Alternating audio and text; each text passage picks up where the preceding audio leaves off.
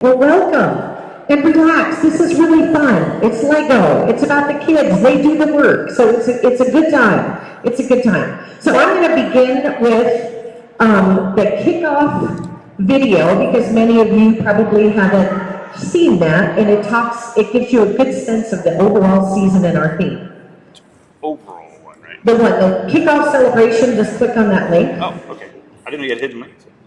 You didn't tell me. Oh, do we have to?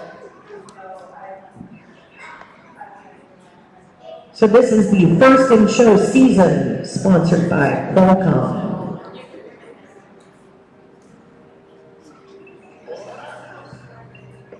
Hey there. We're so glad you're here. Get ready to step into the spotlight this year. Where are we headed? I'm sure you want to know. Let me set the stage for where we'll go.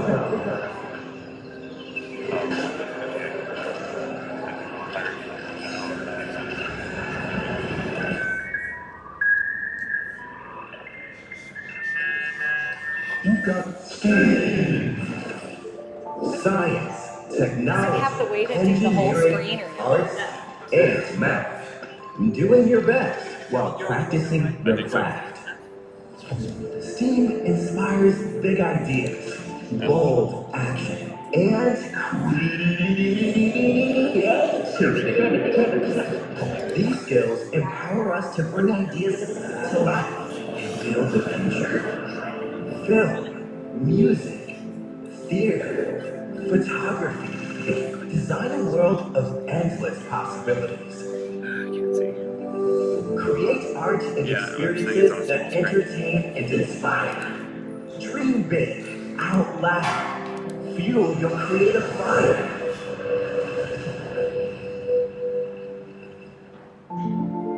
There may come a time in your journey ahead when things aren't going like they did in your head. You give yourself the freedom to fulfill your best ideas, free to set sail. So remember, so always chase after that dream. Because behind you, you have a global community, a worldwide team. It's the memories you'll make and the magic you'll build. No ideas unexplored, no dreams unfulfilled.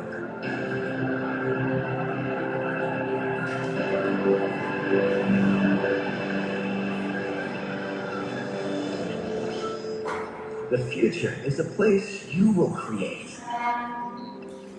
So, are you ready? Welcome to First in Show, presented by Qualcomm.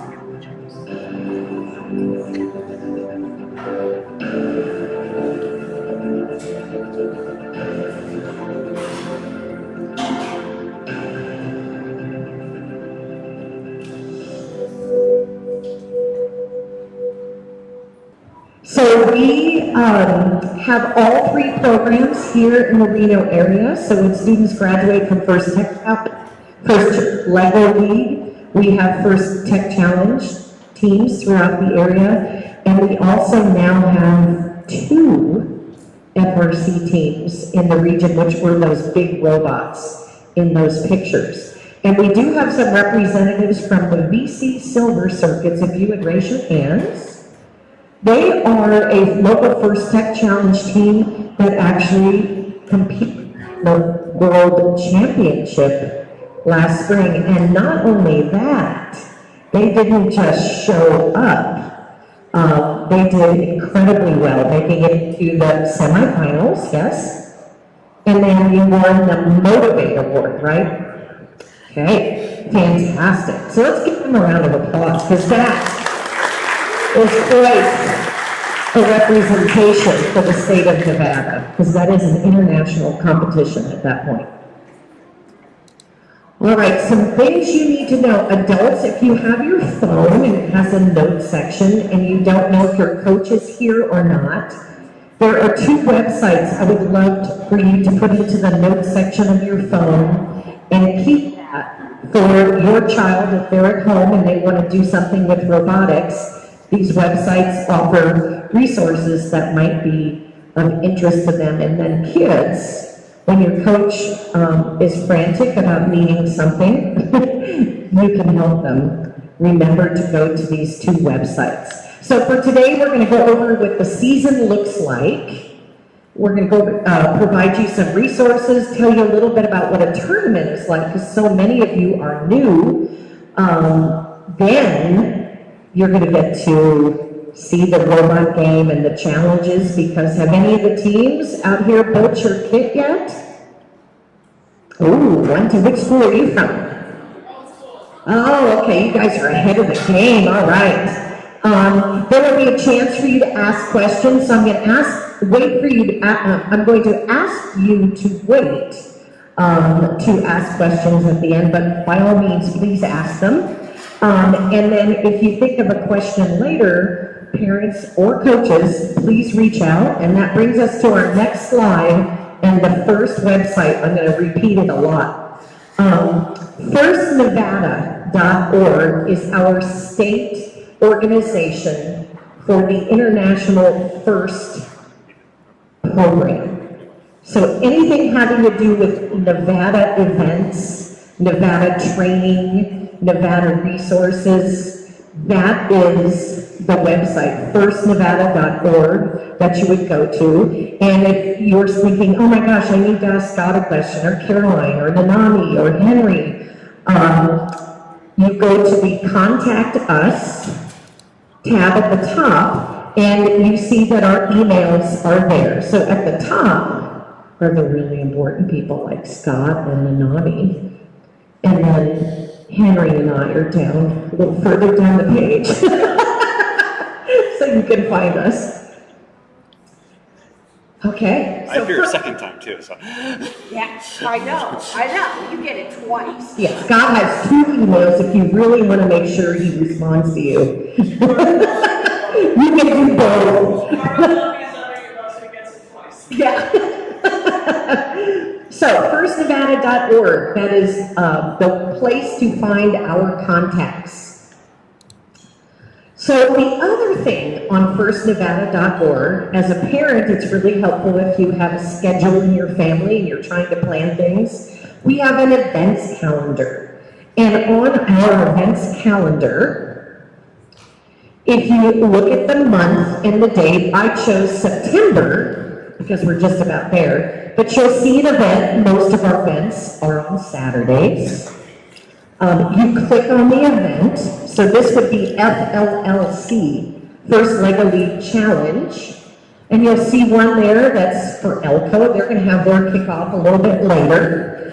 And then down here, on the 23rd, you see Northern Nevada Robot in a Day. That's actually going to be here. Your team might want to come here and build your robot if you are new to this, but shoot, by then you might very well have built your robot. You could also come and learn some introductory programming with us. That's a laser pointer going. Oh, look at that. This is dangerous though with the pointer. Look at that. No? Yes? Oh, Laser pointer. here, on these Tuesday evenings, we have what are called Coaches Corners, and they are monthly meetings throughout the season, September, October, November, and January. We skipped December.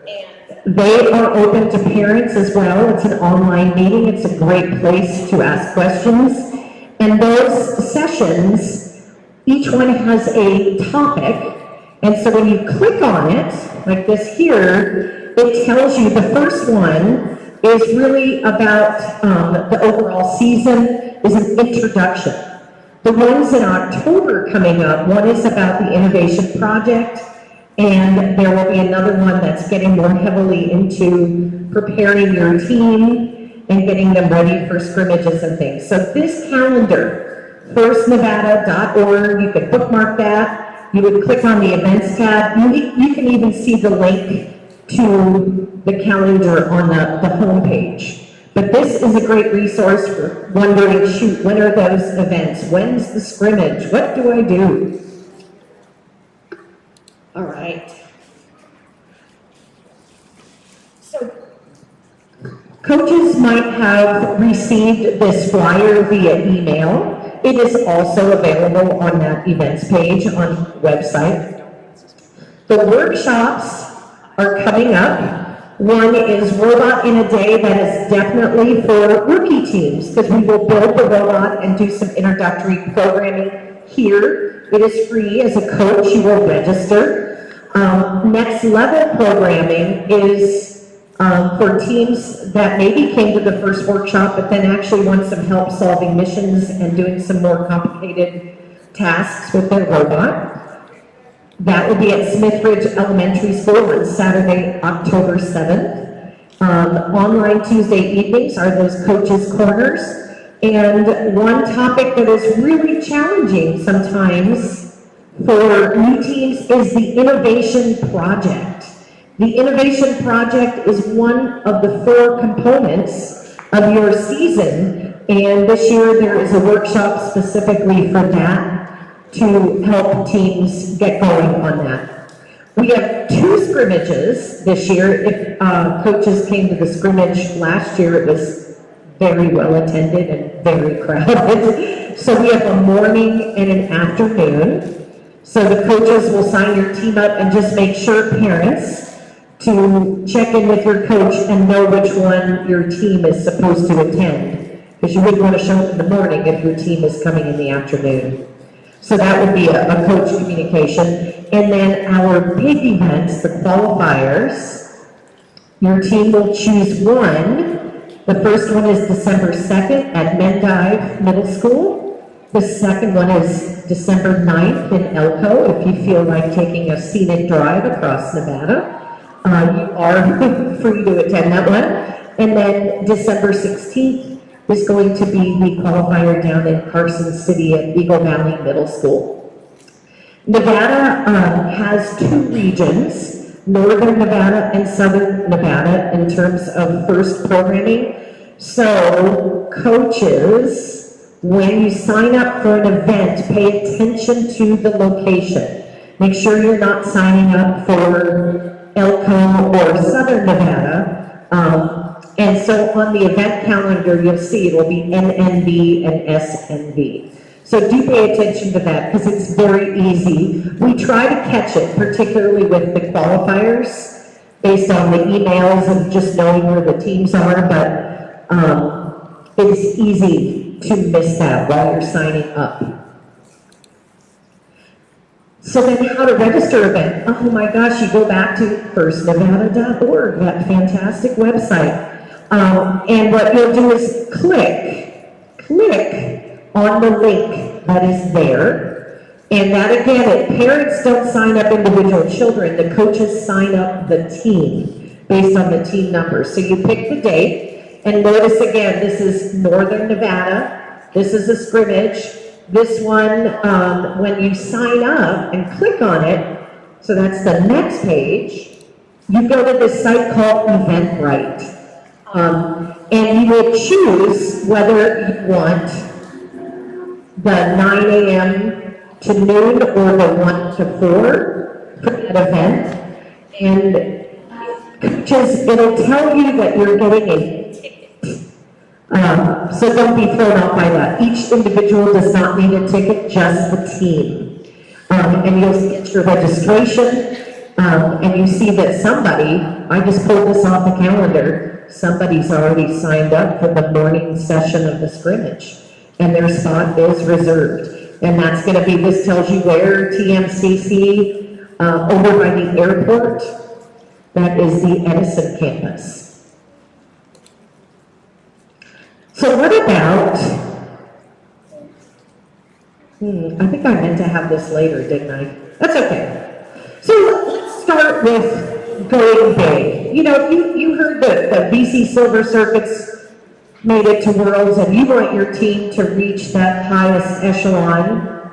That is challenging to do, because only one team from Northern Nevada will have that opportunity. For most teams, the qualifier is our culminating event, so we try to make it a big event, a fun event, an exciting event. We then have a Northern Nevada Championship with 24 teams. The number of teams from each event from December 2nd, 9th, and 16th that then go to that championship will be determined by the number of teams that are at that event. So if 29 teams are at an event versus maybe 22 at another, that would affect, they would not have the same number of teams advancing. From the championship, the champions award-winning team, and we actually have a coach from, I saw, from the Robo Ravens, Sally John, give her a hand, yes.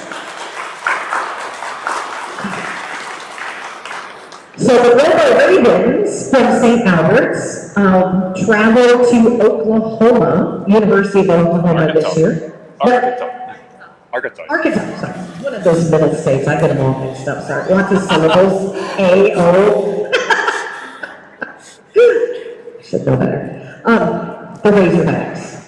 Yes. So they went to an invitational last spring, as I was up. And was it fantastic? Fantastic. Yeah. So they competed. It was just First Lego League. So at the World Championship, it's all levels, but their event was just First Lego League. And I think that made it better. Actually. so we don't know. Every year there is a lottery to determine which regions send teams to the World Championship or to invitationals, and we do not know the answer to that just yet. But that Champions Award winner, and sometimes, and I'll talk about this as we get into the robot game, there are lots of awards, judged awards at a tournament. One of the awards is focused only on the robot game, and it is the robot game winner that wins that portion of the tournament. But the team that advances is the champion because they have excelled in all areas of First Lego League. And that is really the core of the program that I'm sorry, I'm pointing my laser at people's faces. Sorry, put that down. Okay. Yeah, I think we're good. So this is the other web page. So the first one,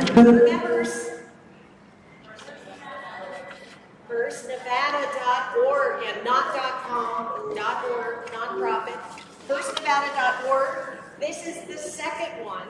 FirstInspires.org is the umbrella organization. This is the international FIRST organization. This is the organization that works with Lego education to develop the fields. They develop the game. They created the dashboard that many of you parents will come to either love or dislike intensely as you sign up your child and do your consent release. Sorry, I shouldn't say that. But there's a new quick sign-up feature. So oh, there's a new quick sign-up feature. Okay. The coaches, you'll have to let us know if it's better. Because some years as a coach, that was the most challenging part, was helping parents get their child signed in. And apparently there should be something on the dashboard. The coach can bring it up as a QR code. They can point their phone at it, fill in the field. So coaches, we want to hear, because I probably get a significant percentage of my emails in past years was about helping parents sign up. So if it's better, let me know. That would be fantastic. They're hearing you. That's good. So firstinspires.org, huge website. You could get lost in that website because there's beautiful pictures, video, and it's all the programs and all the sponsors. There's data about how great FIRST programs are. We want you to focus on the game and season for Masterpiece. The game and season. So if you just typed in firstinspires.org, Masterpiece, game and season, it would pop up. Probably even just Masterpiece. And you will get this page of links. You don't think First in Season Masterpiece would pop it up? Yeah, probably to put like first Lego League. Have the FLL, have the FLL. Bookmark this page. Parents, this is a great one for you to bookmark for your student, your child who is participating, because all of these are links. And kids, I'm talking to you on this page. One of you, at least on every team, needs to click this highlighted challenge updates every couple of weeks, if not every week. Not every, maybe every day would be a bit much.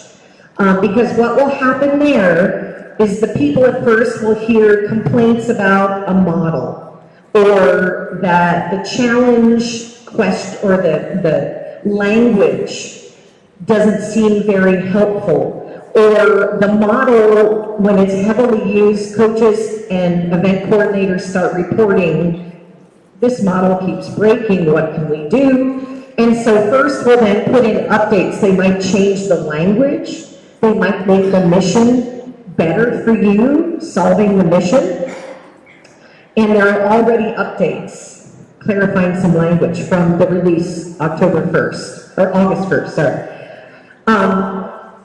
If you go down here, the instructions, when you're going to build your Lego table, the building instructions are all online, they're there. This is really important. Code for a guided mission. They give you the answer. They give you a code to solve a mission. It's provided for you. This is a .png file, so it is a picture. So you can't just paste it in the software and have it work, it's just a picture. But you could look at it, and then when you're in the software, use those same blocks. Now, of course, it will depend on whether your robot is the same robot they use, but it at least helps you solve one of the missions and gives you some great ideas. This one, wireframe and grid, that sounds like what? Doesn't sound very helpful. It is actually a picture of the board that you kids can look at, you could print it out, and you could draw. You could make plans like, oh, my robot needs to go this way, and then I want to move an arm. So it's a great resource. Coaches, there is an item here that says session support slides. When I was a teacher, if I looked at that, that doesn't resonate with me as a great resource. But what it is every slide is tied to the team meeting guide. So they're all PowerPoints and Google Slides that you can use with your team, and you can edit them. My favorite slide is the time to clean up slide that you can put up for everybody. So those are there, you click on those, graphics are done, so you don't need, if you wanted to make a presentation, you don't need to do that. The robot game rulebook, at home, kids, if you're like, what can I do to help my team when I'm at home? You click on robot game rulebook and you read the rules. The video is not enough, you read those rules. You can use your engineering notebook. You can watch the robot game missions video over and over and over. But I will tell you, teams that only watch the video and never read the rules don't do as well. Because there's a lot of information in that rulebook that tells you, they give you hints of how to get more points as you're solving the missions. If you also want to know how your team is doing and what the points are like, there's score sheets that are just like the score sheets our referees will use. And they're yes and no's, like did you do it? And you can get that information for practicing. And then coaches, the rubrics are there, which is what judges use in the interviews. So this is a fantastic page. It's a lot of words, a lot of links, but do take some time. And kids on the team, if you're at practice and it's not your turn, excuse me, to be working on the robot board, go to this page and click on the links and see what's there. What's something that you can use to help your team do even better. So first, LEGO League has 4 parts. How many of you would do it if there was no robot game? Oh, some will. Oh, look at that. You're willing to say, okay, good for you. The robot game is the book. We know that kids want to come to the Lego board. They want to program a Lego robot. That designing and programming, coding your robot to solve the challenges in the robot game, that is the excitement and the fun of First Lego League. There are 2 other components. One is your innovation project. This year, the masterpiece theme, it asks you to connect what you love to do, which could be skiing, riding your bike, playing soccer, with some form of art. So you're trying to think of ways to promote what you love to do using art. Do any of you ever watch the Arthur show on PBS? Did any of you grow up watching that? Is that gone now? I think the adults, we watched Arthur. Oh, I loved that show. They had an episode where they were trying to encourage the kids to go to the library and get a library card, and they made an Arthur rap. And it was, having fun isn't hard if you've got a library card, and they have a whole little dance. You could do something like that. That actually falls in to the realm of masterpiece. You can't use that one because that's from Arthur and PBS, but you know, you could come up with a song to promote your favorite activity. So at the event, you are judged in those 4 areas equally. Even though you yourself might rank the robot game as 95% of it, first looks at all 4 components. So the team, the Robo Ravens, they scored well in all of these areas, and that's how they became the champion in Northern Nevada. So you go to 1 judging session. Teams, you get 30 minutes to talk to the judges and tell them about your project, about your robot, about your ideas for the game, and then you get a practice round, and then just to make sure you're running your robot that day at the competition, and finally, you get your 3 rounds. Unlike some competitions, it is best of 3. So you don't add up your 3 scores on the robot game. You have the best one is the one that counts. So you can have a rough game. Maybe you forgot to charge the robot, or someone pushed the wrong program. So you get 3 chances to do a great job. And it doesn't matter whether it's your first or third round. Whichever one is best, that's the best. And we try to make the qualifiers very much like a sports tournament. So it's sport for the mind is the idea behind it. So we try to bring in a lot of excitement, a lot of music, a lot of fun. And last, but certainly not least, are the core values. So the core values, teams, it's good to know what these 6 words are, but it's more important to know how they apply to your team. So the project, the robot game, and designing a robot, that's what you do. The core values are how you do it.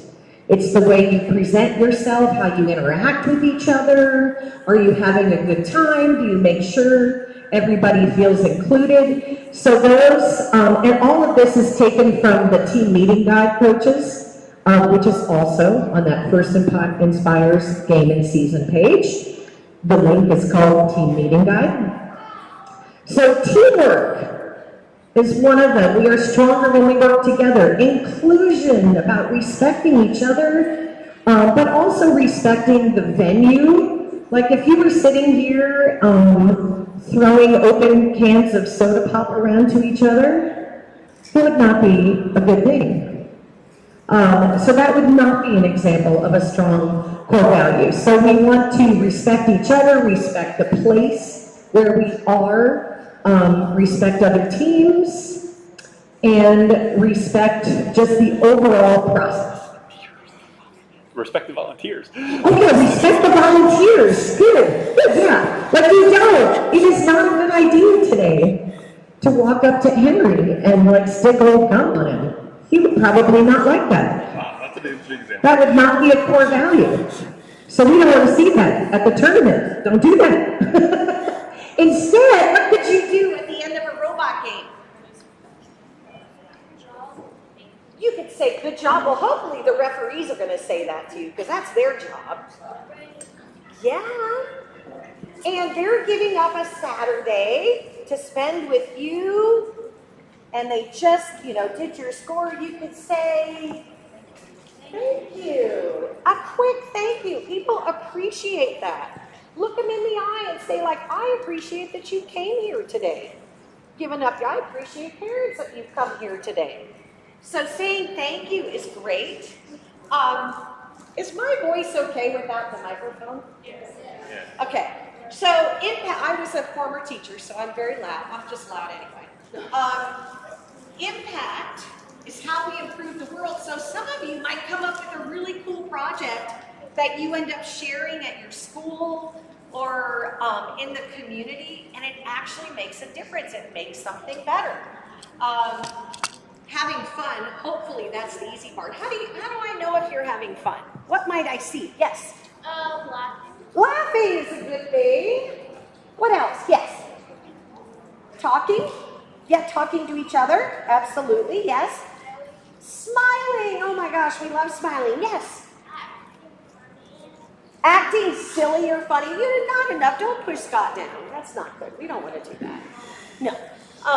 But yeah, having fun. If your team comes up with songs, or you make, you want to go around and visit other teams during the tournament day. Those are great things to do that show you're having fun. Discovery is learning. Hopefully you're going to learn about different kinds of artistic genres that will help you share ideas. So that's music and painting and 3D printing and sculpture. What else is on the board? Sound mixing, performance, theater, just cool movie techniques and film and photography. All those things can help you make something more exciting, and we hope you learn more about them. And the Reno area, we've got some great resources here, and ultimately innovation. We hope that you learn new things about coding, about robotics. Hopefully you'll learn a little bit about some of the technologies that are now used in film and photography and art. Do any of you fly a drone? Some of you do. So drones are used in so much filming and photography. They're used in business for real estate and construction and firefighting and search and rescue, but they are also used for the arts. You can get some beautiful photography from a drone that would be hard to get if you were just standing on a ladder or if you were on the ground. That would be tough. So these are our core values, and we hope that you don't just memorize the words, but that you think about as a team, how would I know if I am walking around and I'm trying to determine a team's core values? How do I know if you've learned something? How do I know if you're having fun? How do I know as a team if you include each other? What would that look like? So as a team, yeah, I want you to think about that. I want you to think about that. All right, next slide. The judging session can seem really intimidating. Would you say it's intimidating? Sometimes, Sally? Sometimes, yeah. So for 30 minutes, you have judges. You'll come in, they have red shirts. They're volunteers too. You say good morning, thank you, all those kinds of wonderful welcomes. And you get, you walk in and you introduce yourself. You get to welcome. Then you tell them about your great project. You know what? Sometimes as a rookie team, you don't get as far in your project as you think you will, and then you panic because you're going to go in and talk to judges. That's okay. You tell them the idea you came up with and what you had hoped to do, and some stuff got in the way, people got sick, or things happen. But the judges still want to hear about your ideas and what you were thinking about doing, even if you didn't quite finish. They will ask you questions. You show them your robot, and even if you pick the design of the robot that's on the Spike Prime website, you tell the judges why that Spike Prime model worked really well for the code that you wrote, that it was simple, that it was consistent, that it helped you score points, and maybe you added 2 pieces to the robot.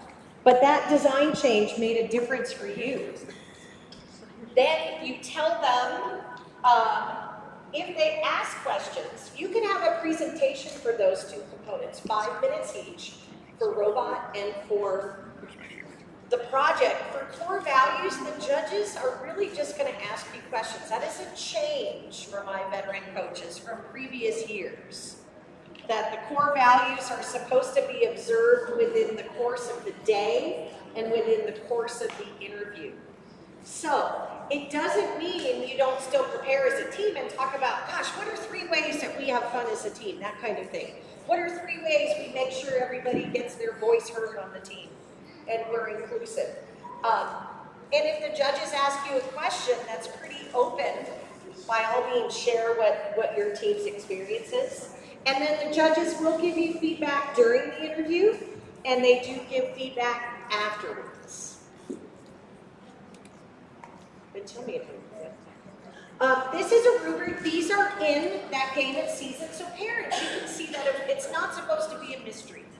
It's not supposed to be going to the black box that is the judging room and you don't understand what's happening. There are very specific accomplishments, and kids, this is for you too, that they want to know. For instance, in your project, if you never told them that you were trying to promote, maybe your favorite activity is making candles. I don't know. So maybe you love to make candles, but you never mentioned that. And so you go on about, you wrote a song about, the wax and the light and the matches and color, and the judges have no idea what you're talking about. You might have wanted to maybe let them know, like, people don't understand how much fun it is to make candles. And I want them to know that. And I want to make it exciting. I want there to be candle makers in every home. And so you can go on from there. Judges do use these rubrics, and they enter it into a software system. And at the end, sometimes you'll have a whole bunch of teams that all did really well. And so that is the point at which the judges deliberate. They talk about the different teams, and it might just be one little extra thing that a team said. So maybe they scored the same, but there might be something that the team, like, oh my gosh, they said thank you, and they introduced everybody on the team, and they just had just a little way of presenting that set them apart from some of the other teams. So there is that component as well, that the judges have to finally make that decision. Hi, Christy. Good to see you. Should we do it? Is that too fast? I'm sorry. No, that's good. I think it's good. Okay, so this is the season introduction. It was released August 1st. This is the head of First Lego League. Let's hear what she has to say.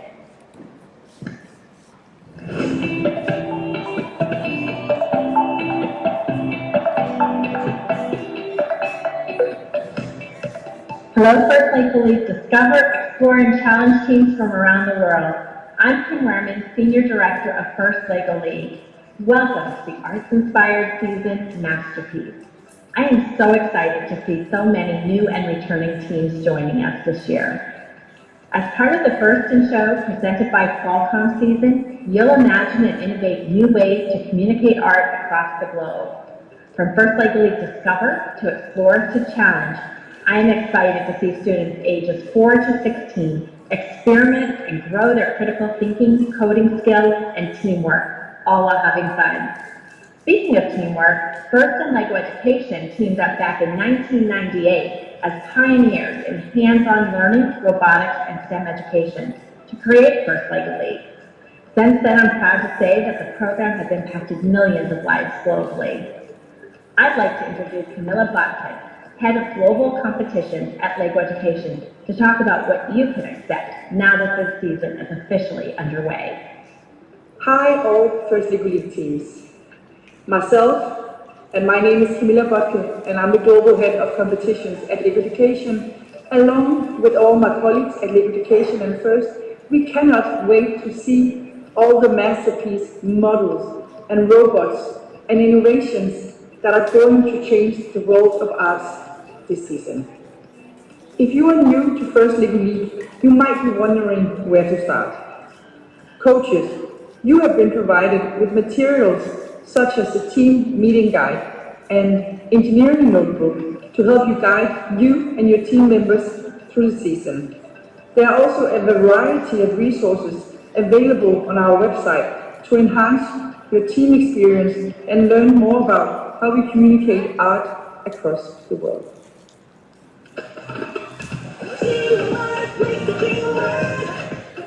As we say in First League League, teamwork makes the dream work. We cannot wait to see what your team accomplishes this season. Let us know how your season is going by using the hashtag Masterpiece on social media. Good luck, teams. The future is yours to create.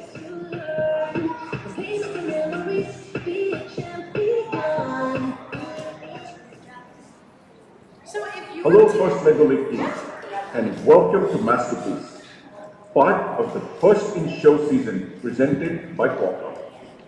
My name is Kedar Kunda, Senior Vice President and General Manager of Compute and Gaming at Qualcomm Technologies Inc. A blank canvas has unlimited possibilities.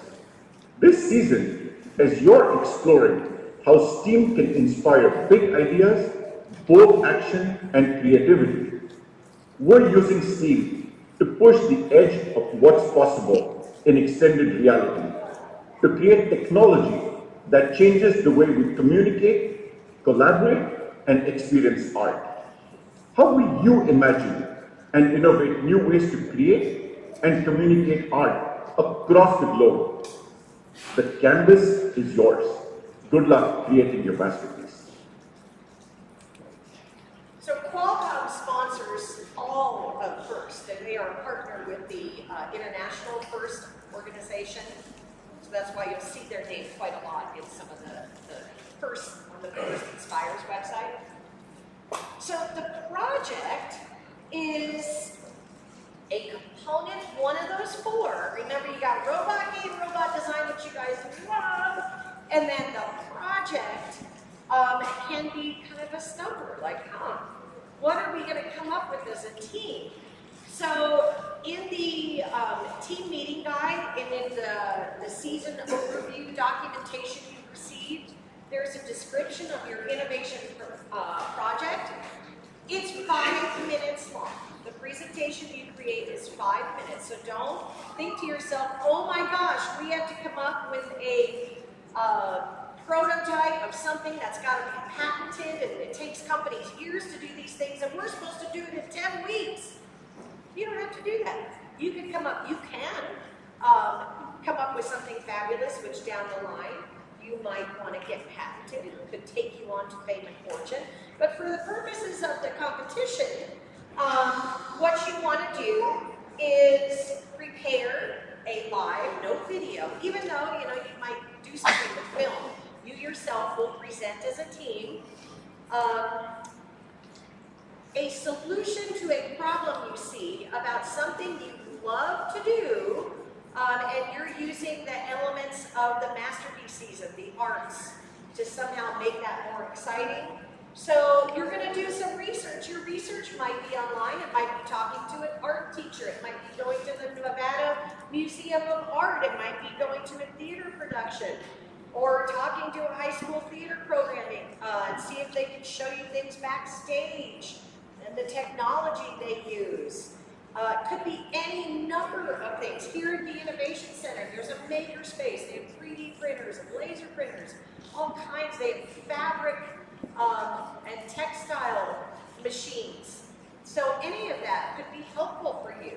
In your school, again, anybody who teaches art, who plays an instrument, all these people are great resources for you. And then you might share it with your classmates, share it in your school, share it with parents, and then come to the tournament and share your great idea. Coaches, this is new this year. On October 10th, 7 p.m. Parents, you are more than welcome to come as well. It is online. It's a Coach's Corner. It's a 1-hour session giving some hints about the Innevation project. Because probably the number one question I received from, especially rookie coaches, but all coaches, has to do in November. They start to panic if they haven't gotten their project going. What can we do? How can we get started? How can we get this done? What happens if we don't have it on the day of the tournament if it's not finished? So this session will help answer some of those questions or concerns you might have. There are some great community resources. On Wednesday evening, it is free. There is an educator's night. It's a back-to-school night. So Wednesday, October 30th, this week, Nevada Museum of Art is having essentially an open house. There are organizations that will be there, like the Reno Philharmonic, some representatives from the Desert Research Institute, and from other arts programs. And so if anyone, it doesn't have to be the whole team, it doesn't have to be the coach. If there is one child and a parent who wants to stop by and just see if there's anything useful that might help the team, stop by. You just have to register on their website so they have a sense of how many people are coming. And the art museum is just 2 blocks over, so it's very close, very convenient to downtown. Another resource, this is a third website that you should all make sure you have this one. FLLtutorials.org. This is a resource for not only the season, but for coding, for robot building, robot design, for activities to help your team get to know each other, for ways to organize your project, for ways to score, to look at the rubrics, or a lot of the things that are on that game and season page are here. This website was created by a team that was originally named Not the Droids You Were Looking For. Got that little Star Wars reference there, Not the Droids You're Looking For. 2 brothers. You only need 2 people on an FLL team. They were a world championship team, I want to say, at least 3, if not 4 years running. Oh, running? For the Session Brothers? They went to the championship. They won one time, but yes. Oh, okay. They won the world championship one. But they went to Worlds, I think, just about every year. They were an incredible team, and they are still continuing. And if you were to go here, they have a YouTube channel called Droids. And if you were to type in FLL Droids, that YouTube channel also has some live lessons. They talk about the software, they have examples of things that might help you guys for your team. So it's a fantastic website. Under Coach's Corner, a little scavenger hunt under there from long ago, when I was coaching. So these are, it's a wonderful resource. They update it every year and throughout the season. So if you needed one resource, coaches and parents, for how to program and what to do to advance your team, I would go to this site. Beyond the First Nevada and First Inspires.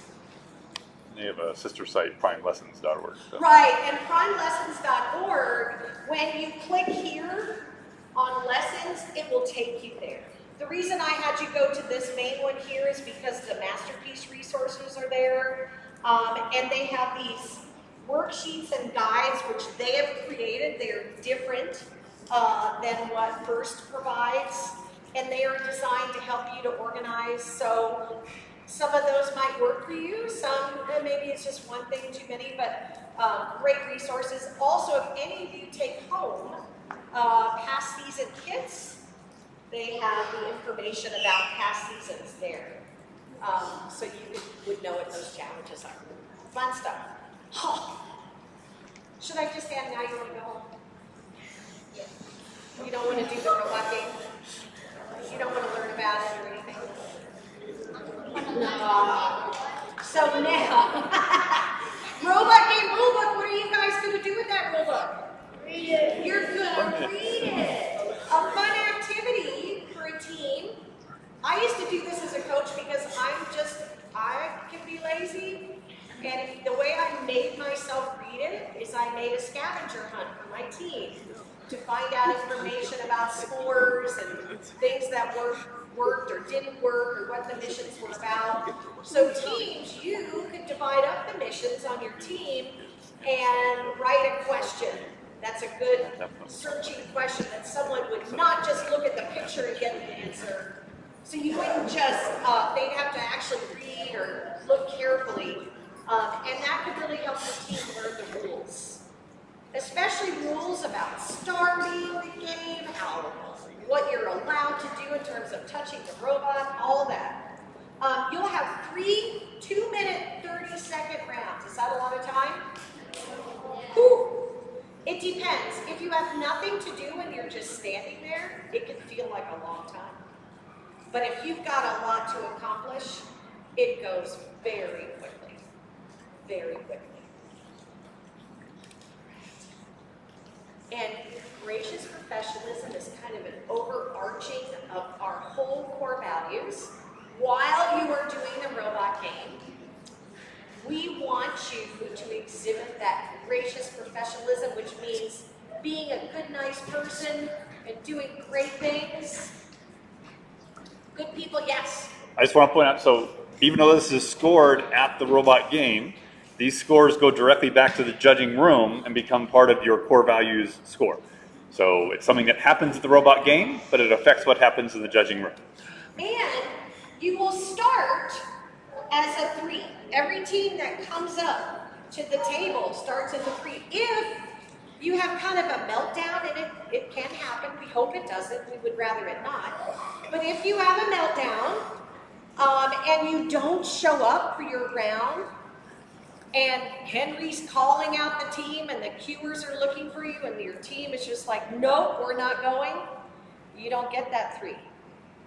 And so again, that score would go back. Even though your next round might be fabulous, the fact that you didn't show up when the referees were hoping to help you out, that can impact you because we want you more than anything else. I don't know if you caught in that video. Things go wrong.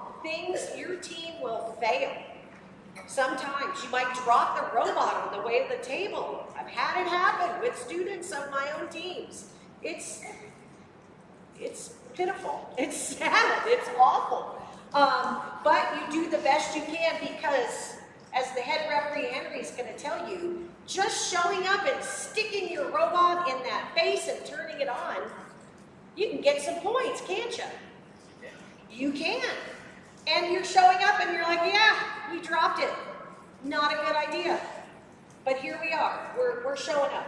So this is important. If you do something exceptional, beyond, being great people standing there cheering each other on, if the referees say, wow, that team was amazing, not at the robot game, but just in their overall attitude of how they work with each other, they might give you a 4. If, someone has a little tantrum, that can happen, you're not the one running the robot, and you get mad, like, oh, you pushed the wrong, that was the wrong program. Doing things like that when someone is at the table, the referees might think, oh, that was a little rough. I had a team, I loved this team, but they decided they were kind of bored. They were 8th graders, it happens. And they were bored by their 3rd round. And they decided that rather than go to the table and cheer on the team members who were driving the robot, they were outside hanging out.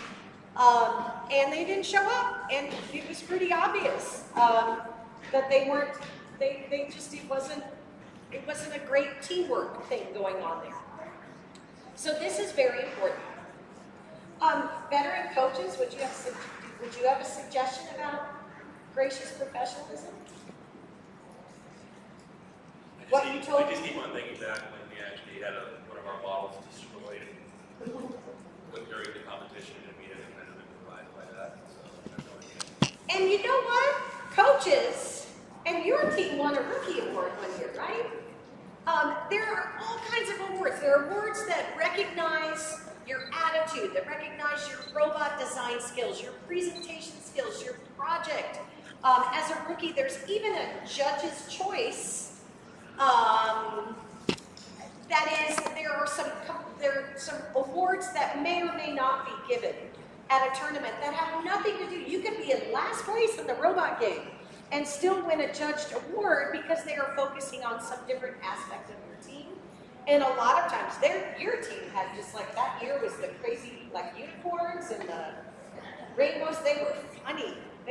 So there is a lot that your team can do to stand out in some way and have a good time and truly enjoy the day. All right, we ready? So when I do have the video, how do we want to arrange when we call them up? So our current plan is we'll run the camera so that Nanami can stand on that side, and I'm going to have Elise maybe help me with the cord on this side. Okay. And then at that point they can get pretty close to the table once we run it So across. you're not going to move yet. We're going to show you the robot game video, which again, what else are you going to do besides watch the video? Read the robot. Read the robot. So while you're watching the mission and when Henry goes over the missions with you, you might ask yourself, well, shoot, what would a robot do to solve that? Would it push? Would it pull? Does it swing? Does it grab? Does it collect? What should a robot be able to do? So basically we're going to try to get it so she can get the camera that side, so just try to kind of mind the cord as it goes. Grab it underneath. Sometimes the missions that win you the most points are not the hardest missions. We had a couple of years ago a mission that literally required that you read the rule book and if you knew which things to push about this far with your robot, Small Henry, your own camera. you could get an enormous number of points. And there's a rookie team that pretty much all their robot could do was drive and push. And they had one of the top scores because the red robot, there was a multiply. Like the more things of different colors that ended up in this one circle. So sometimes don't assume that the hard missions are worth the most. The game is designed for a rookie team to be very successful. You might ask, what missions can be done over and over again consistently? Because, we might have a one-shot robot where like once every 25 times it hits that lever and gets the points. That might be like in basketball or soccer. You have one player that, on the right day with the right breakfast and the right weather, the right field conditions and the ball perfectly clean, the lighting just right, they can score like none other. But you have other players who might not be pretty, but they can rack up those points consistently. So you don't want your robot to be necessarily the superstar that is temperamental and doesn't always do what you want it to do or think it's going to do. You want that robot that's just going to over and over get those points. And then sometimes Henry's going to talk to you about ways that you get points that really just require you to be pretty conservative and pretty safe. So there's some risk versus reward. Do I want 20 points?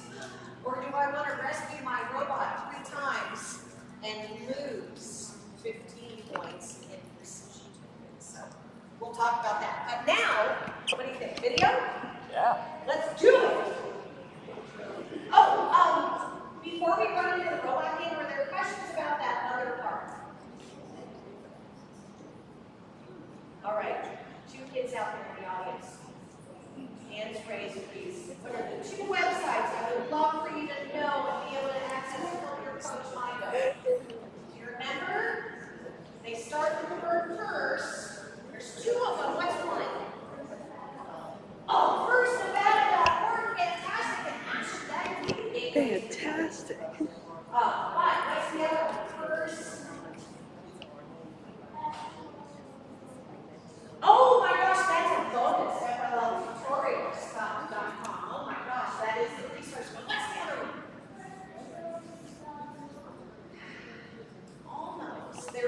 firstlegoleague.org, which, do any of you know what country she was from? The Lego lady? Do you remember what country? Oh, it's where Lego was based, where Lego was founded. Denmark! Yes, she had a Danish accent. She did show one, but I didn't mention that one because you can get to some of the other ones. First inspired.org is that other one. All right, let's go for it. And this is what they think.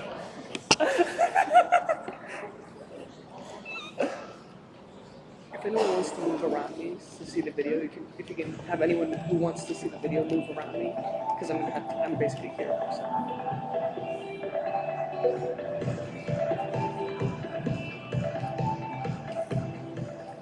This is the Masterpiece Competition Field. There are 15 missions which can be done in any order. Can you bring the You do not have to complete all the missions. Just try as many as you can in each 2.5-minute robot match. Just to show what the team. Only the score from your best match will be counted.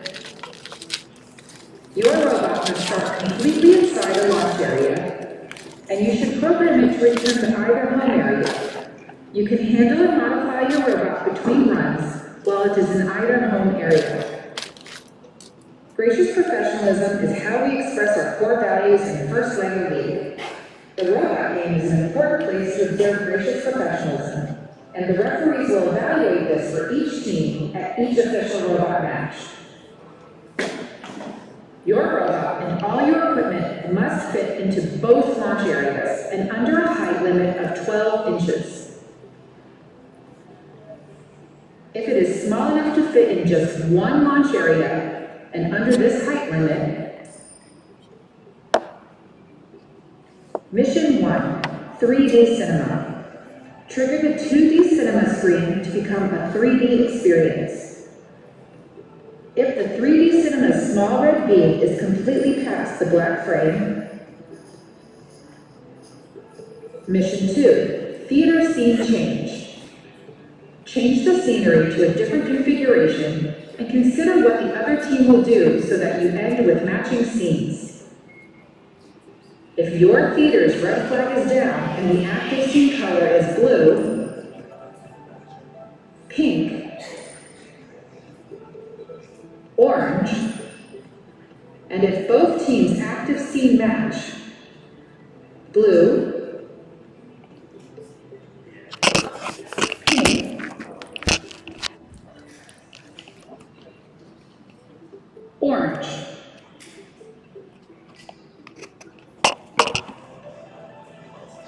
Mission 3, Immersive Experience. Trigger the immersive experience for the viewer in the model. If the 3 immersive experience screens are raised. Mission 4, Masterpiece.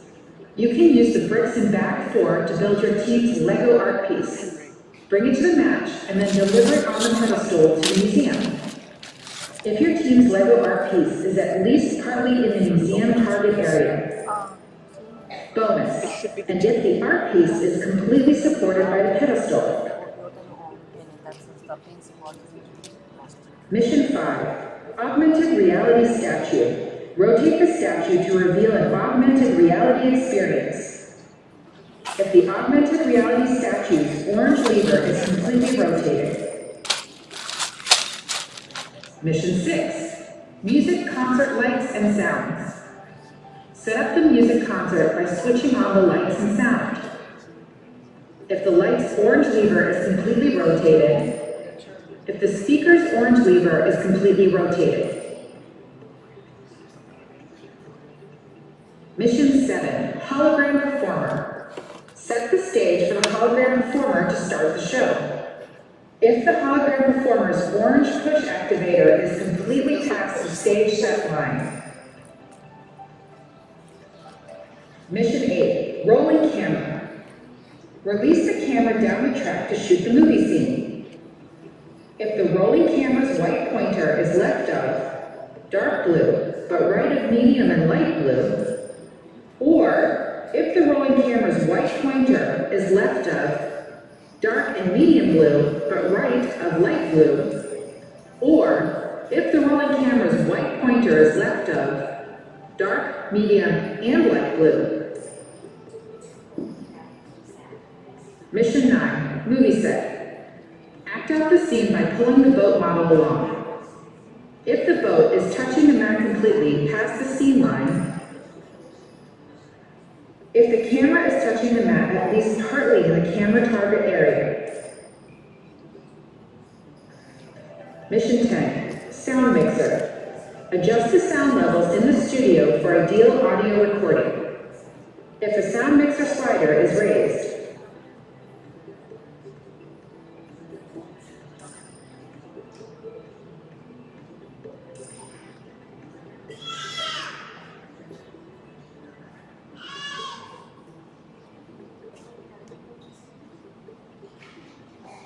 Mission 11, light show.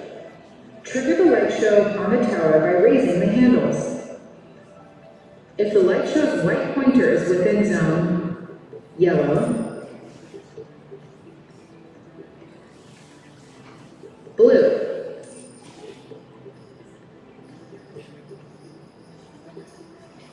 green. Mission 12, virtual reality artist. Trigger the model repeatedly to create an artistic sculpture. If the chicken is intact and has moved from its starting position, bonus, and is over or completely past the lavender dot. Mission 13, craft creator. Release the creation from the craft machine. If the craft machine's orange and white lid is completely open, if the craft machine's light pink latch is pointing straight down,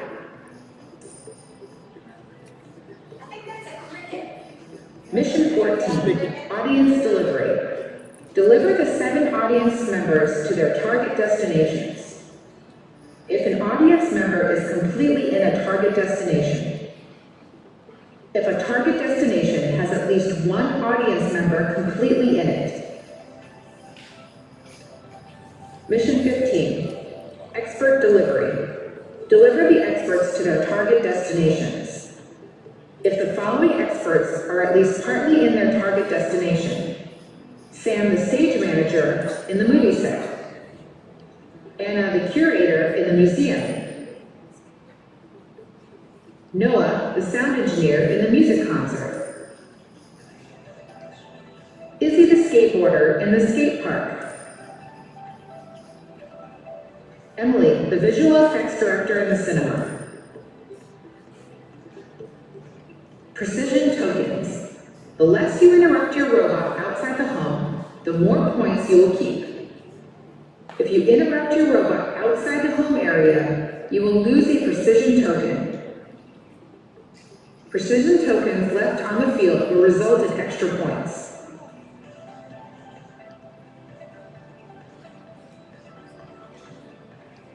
Remember that referees will be evaluating your gracious professionalism at each match.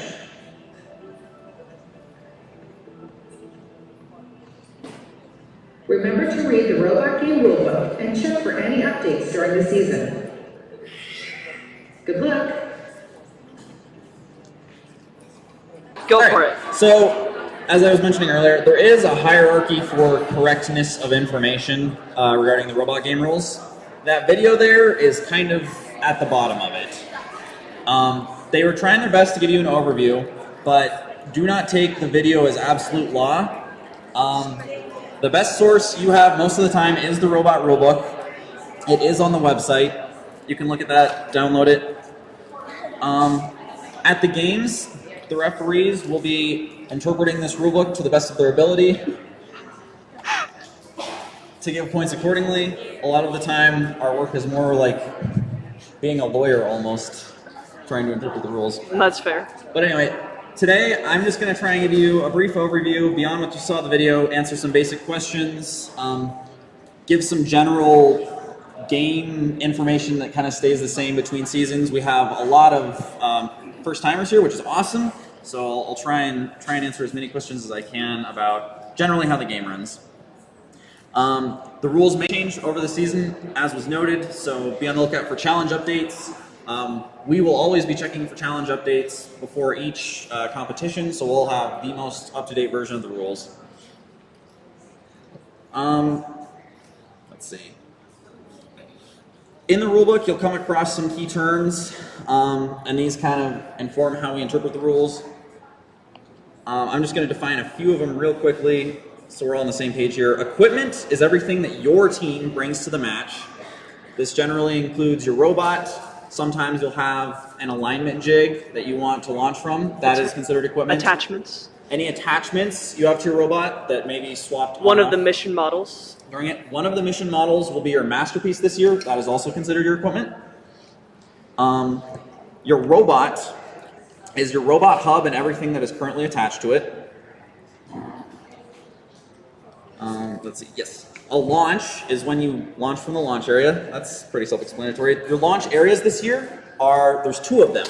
We have these two quarter circles on either side. You may launch from either one. And the launch area is slightly different from your home area, which also includes these long rectangles on either side. When your robot is inside the home area, your team is free to interact with it however they want. You can swap out attachments, you can make modifications, you can select programs. All the hands-on stuff should be done within the home area. As far as team members interacting with the robots, we'll have up to 2 team members on either side of the table that are allowed to interact with robots. They can switch out with other team members during the game.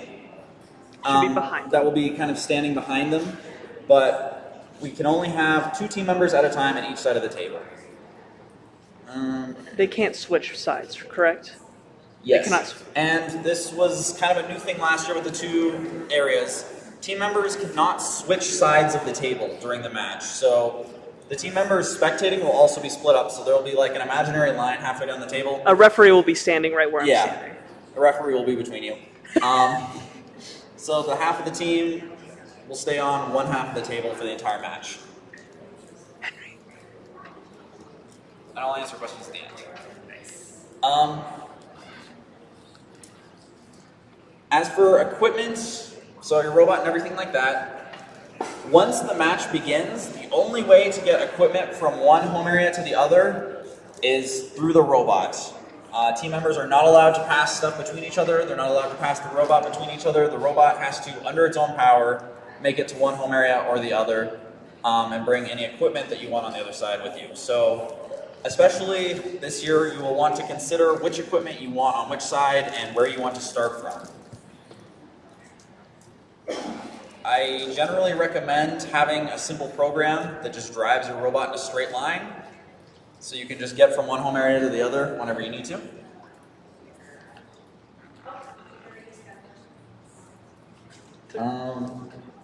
Yeah, I think, all right, before we go over the specific games again, I guess I will take any questions about general robot rules, so yes. So, what if we're right there and you're pissing down? What if we just need to turn the robot around? Turn the robot around? Yeah. Yeah, so you can turn the robot around with your hands whenever it's inside your home area. But if it's on the field, you're not allowed to interact with the robot in any way except for recovery, which I will go over right now, I suppose. The robot is autonomously programmed, so you cannot control your robot in any way once it is launched. I guess I should mention that, huh? Yeah, for the first LEGO League games, all of the robot's actions are autonomous, which means you're going to pre-program them.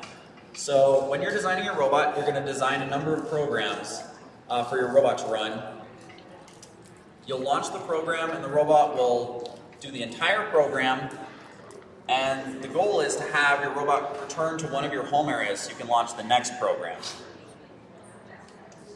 If your robot gets stuck in the middle of the field, which happens all the time, that's not a sign of failure, that is expected. It will get stuck. If your robot gets stuck, you have a choice to make. You can have a referee or a team member pick up the robot and return it to home base, or you can leave it there. If the robot is picked up, return it to your home base and you'll lose a precision token. If you have a lot more missions to run and you're going to get a lot more points, that's generally the right call. But you will want to think strategically about how many points you're losing from the precision tokens versus how many more points you have to gain by the remaining programs. Another question?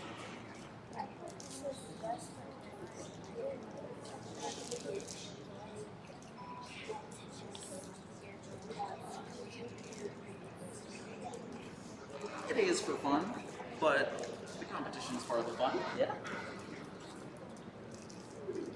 All right, before I go on, any further questions about general rules, or do you guys want to go over each of the missions?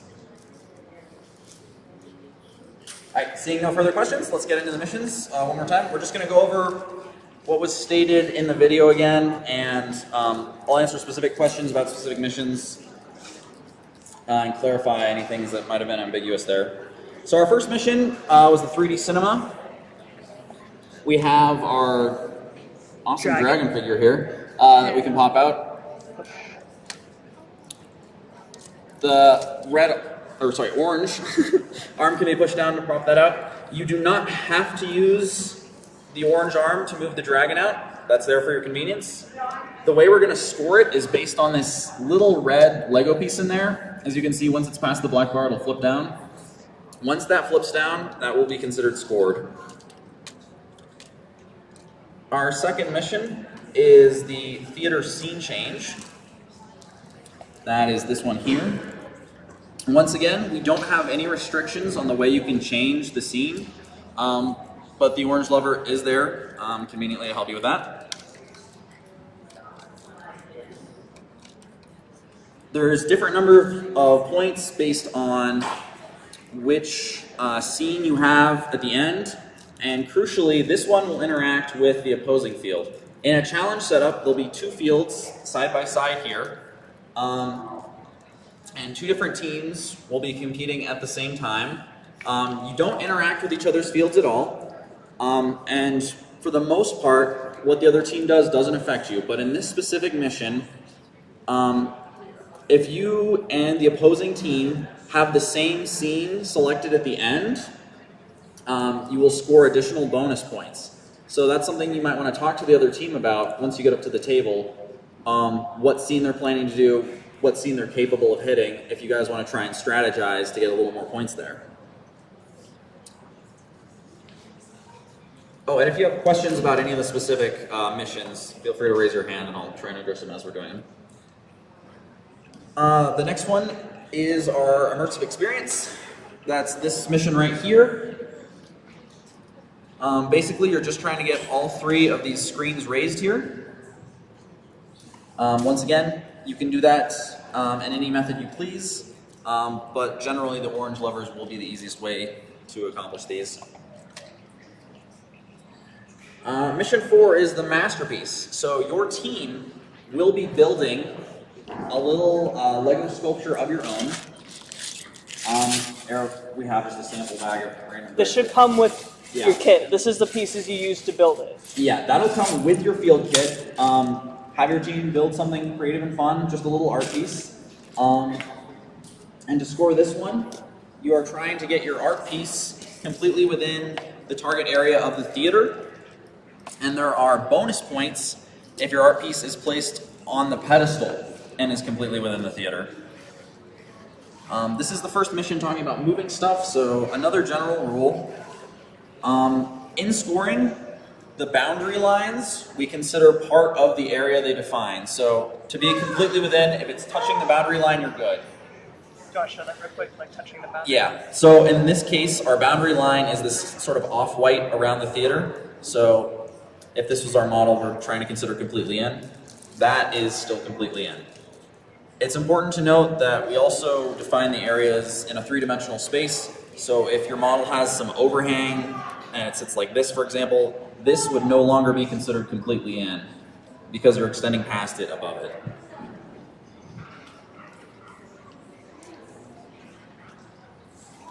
Our next mission is the augmented reality statue.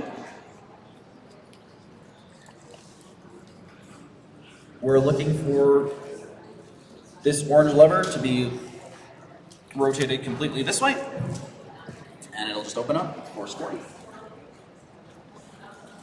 Once again, no restrictions on how you open that up. Our next mission is music concerts, lights and sound. That is this model right here. Henry? Oh, sorry. Yes, Scott, question. I just wanted to comment. So as Henry said, there's no restrictions on the method you use. However, bear in mind, the rule is you're being judged on the position of the orange lever, not whether it opened or not, or what condition the panels are in. Henry, do you want to show the So make sure you orange read the lever rule carefully. The referees are looking at the position of the orange lever, regardless of how the blue sculpture and the panels are there. Because there's a point on the model that is. Yeah, thank you for that clarification. Lights and sound, this one right here. Yes, lights and sound. So we're looking to see this orange lever flipped over for our speakers to be out. And I think that one was set the wrong way. Nope, that's right. Oh, that's right. Okay, this one for the lights to be flipped back towards the stage. Same mission. Holographic. Yes. Okay, the next mission is the holographic performer, which is also right there. We're looking for this orange push bar to be past this black line right here. That one has partial lights, if I'm not mistaken.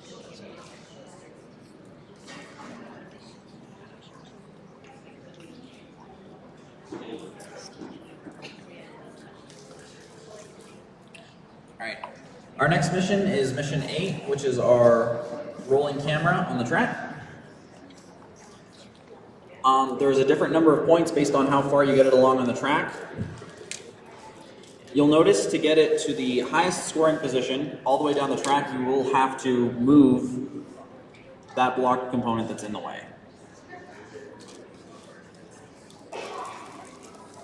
Our movie set is right in front of it.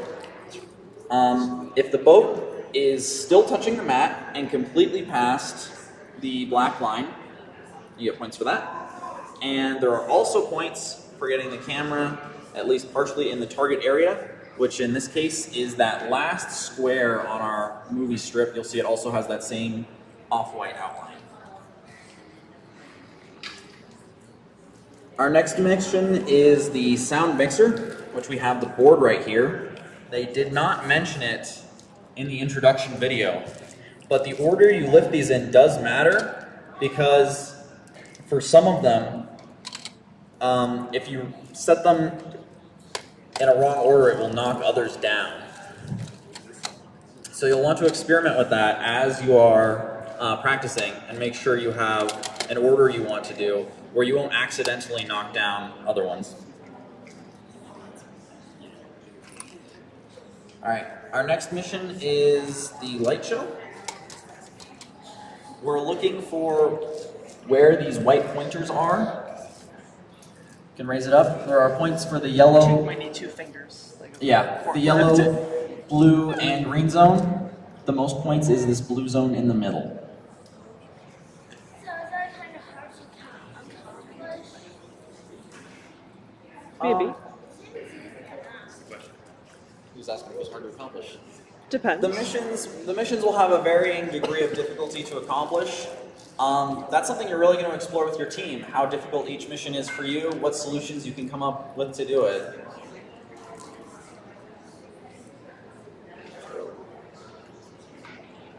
Alright, our next mission is the virtual reality artist. So as long as the chicken is still intact and attached to the model, you get points for it rotating, and more points if you get it rotated past that lavender dot. So over or past, yes. Just being over it is good enough. Alright, our next mission is right next to it. That's the craft creator. There are points for the lid being completely open. And there are points for, yes, there is a little, similar to the 3D cinema at the start, there's a little hanging lavender piece right here. If it is completely down, there are points for that too. Next up, we have our audience delivery. So you'll notice there are 7 orange minifigures over here. Those can be delivered to any of our target destinations, which I guess are our artistic zones. Those will have those same off-white outlines around them. We have our cinema, we have a live production theater, we have a skate park, we have museum, and what? I guess the film studio? The film studio right here. Yeah. The center right here. Oh yes, and the center one. And then the sound stage over there. And the sound stage. Thank you. You did that perfectly. When you become a referee, you learn a thing or two.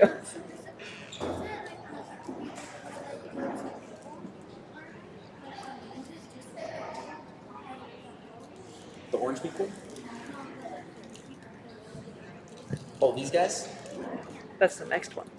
I'll get to them in a second, yeah. So those people are not in the target zones right now, but that is in fact the next mission, so that was a great question. Beyond the audience delivery, we also have the expert delivery.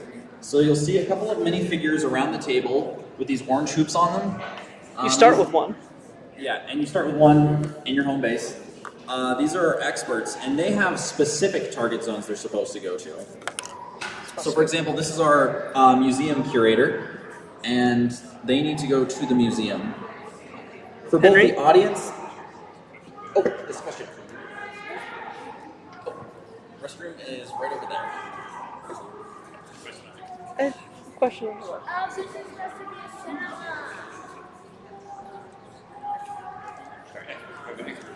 Expert. Yes. Getting scattered here.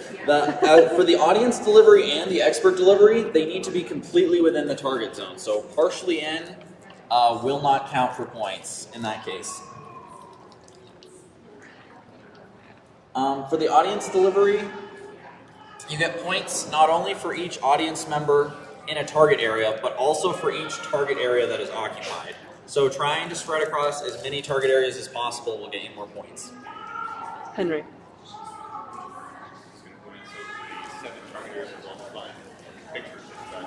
Yes. The 7 target areas themselves, as Scott mentioned, are well defined within the rule book, which again, I highly recommend reading. It's in the same page where the audience and the experts are. Yes, it's on the same page where those missions are outlined. I think it should be the last one. Last one should be precision. Yes. Precision tokens. You'll start with all of them on the table. Every time your robot has to be interrupted and brought back to home base, either by the help of a referee or a team member, you will lose a precision token. The number of precision tokens you have remaining will determine how many points you get at the end for precision. The first precision token you lose doesn't lose you any points, but beyond that you'll get less and less points towards the end of the match. As was kind of hinted at earlier, this means just by showing up with a robot that fits within your inspection zone, if your robot just sat there the entire game, you would end with points. I believe this year it is 70 points. It's the sizing, yeah, the inspection bonus, and the precision tokens. Okay. Any questions? I think I covered everything, basically. Yes, okay. Thank you, Scott. At each of our competitions, it can be hard to get our attention while we're all running around. So we always set up a question box. It'll look like a little Mario coin block, basically. It'll have a question mark on it. It'll be made in tape on the floor. If you go and stand in there, one of us will show up and answer your question. Preferably a student on the team, not an adult. Preferably, we're looking for a student on the team to be asking a question. You may have an adult for help, but you can have an adult with you. And at the end of the match, once it's done, the referee will go over your score. All of these missions are scored based on end of match conditions. So if you score something and then you accidentally descore it later, what counts is what state the field is in at the end of the match. So the referee will add up your score, and then they will talk to the team, ask if they agree with the score, If you think the referee scored you wrong, that is the time to dispute it politely and graciously. Bring up why you think that the score is incorrect, and if you and the referee cannot reach a decision, that'll escalate to me, and I will help arbitrate that. But if you agree with the referee, we'll look for basically a verbal confirmation from the team that they agree, and then the score will be made official. All right. What's the maximum score? 550. The maximum score you can get on this year's match, I believe, is 550 points, which is a big score. But they leave the field, it's fine. Yes. Yeah. And Scott would like me to remind you that once you have agreed to the score with the referee, that is the final score. And it is fine. Not, change it later. Video just evidence as a does not rule, count. First does not take video evidence later on as a match. If a mistake had been made at that point, it is. All right. Other questions? Yes. For the movie scene, can you set off manual cart, the camera? The camera on the track? Yes, so the question was, for the movie scene, can you set the camera on the track manually? If by manually you mean the robot pushing it without using the orange lever, yes. If you mean using your hands, then no. That answers your question. Yes, none of the missions Referee, can be I scored it. None of the missions can be achieved with your hands. Yes. Does this count as something you could put like the orange thing in? No. The question was if this area counts as something you could put one of the audience members in, and the answer to that is no. The specific areas you can put them in are outlined in the game manual, but once again, real fast for reference, we have this area here. Soundstage. This area here. Museum. This area here. Skateboard. This area here. Cinema. This area here. Cinema. Oh, theater, I guess. The centerpiece. This area here. And then this right here. And that area over there. They all have the same kind of off-white outline around it. I will note that the center does not have an expert. It doesn't have one? The center does not have an expert. Okay. There is no expert that goes to the center. Yeah, Nanami asked me to note that there's an expert assigned to each one of those areas except for the center and the theater masks. And the speed masks, yeah. They do not have an expert. Question. Is it one audience member per area, or can you do all in one? That's a good question. You can do every audience member in the same area, but you get points not only per audience member, but per area that is occupied. So strategically, it might not make the most sense to put them all in one area, but you can do that, yes. Yeah, like this. You can have like two in an area. Yeah, so as Nami's pointing out on the camera here, we have two audience members in one area here. Both of these audience members would score. Yes? If a model has a lever or something that looks like I should push, do I have to use that? Yeah, this year you do not have to do that. There are levers on almost all the models that you can push, but the rules do not stipulate that you have to score the mission by using the levers. So if the rules don't say, creative solution that does not involve that. Should I read the rule book then? Absolutely. So it's worth pointing out, some of the models probably cannot be moved without the lever without destroying the model, which is one of the rules. So you cannot destroy the model. Please do not destroy the models. Solving it, you're getting these points. So yes. bear that in mind. That they look like I can just reach over and turn that stage around. If you break it, you don't score. Henry, that reminds me. Even though some of them have levers and they don't need it, some of them have requirements on equipment that cannot be left there to score. So, yeah, question. Bathroom is maybe I should answer that one on mine. The bathroom is right around the corner. Over there. There's one downstairs. And there's also one downstairs. That one is. Yes. So as was noted to me, while you do not have to use the levers, oftentimes it is the easiest way, and it is hard to score it without breaking the model. You cannot reach the scoring condition by tearing the model apart. We will not count that. That is generally discouraged. Please don't break the models. But noted is generally discouraged. And also, many of the models have, or many of the missions have stipulations that no equipment can be left touching the mission. This is one of them. It's like this. To consider it scored. So, for example, as Nanami's saying with the soundboard, you cannot leave like a Lego prop behind holding it up. That will not count. This does not count. Yeah. Can you build more than one robot during the competition? Type of robot. Like one style and another style. Competition versus match. You may.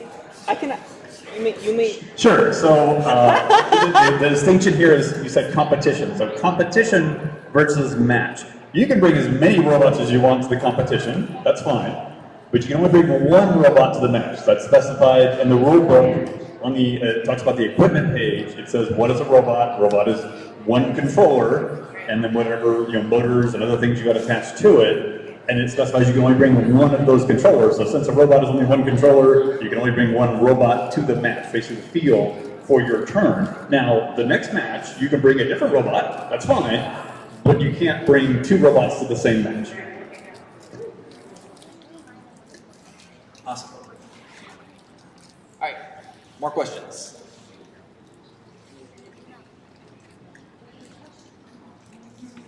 All right.